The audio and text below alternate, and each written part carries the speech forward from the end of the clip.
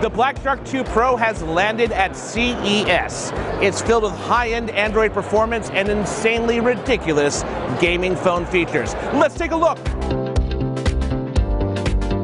The Blackshark 2 Pro was originally announced in July of 2019, but it will be available in 2020 in the US for $599. Pretty much in every single way, the Blackshark 2 Pro is exactly the same as the Blackshark 2.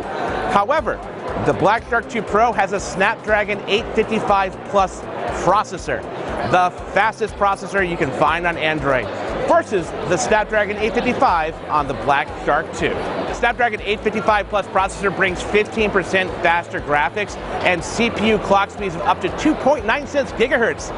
Fast! The 855 only goes up to 2.84 gigahertz. Wow.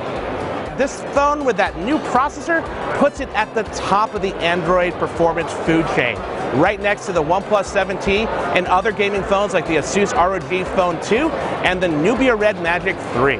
The beefy processor also means you'll get the absolute best performance over long bouts of gaming. To keep this baby cool during all your gaming, it implements a direct touch multi-layer liquid cooling system. Xiaomi, who makes the phone, claims that this cooling system can reduce the temperature of the CPU 14 degrees. On the front of the Blackshark 2 is a 6.39-inch AMOLED display made by Samsung. Now, it only has a 60 Hz refresh rate. Now, I say that because other gaming phones like the Asus ROG Phone 2 have an 120 Hz refresh rate screen.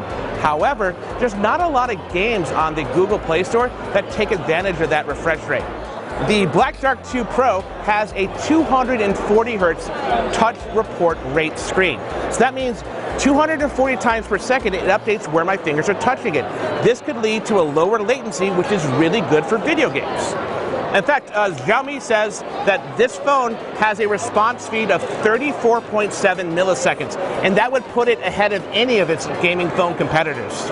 Another cool feature is called Master Touch 2.0. Basically, it lets you resize the touch areas on the left and right side of the screen. I can also determine how much pressure I have to actually hit that. So what all this means is I can resize the touch areas, but I can also determine how hard I have to push the screen to actually make a button work.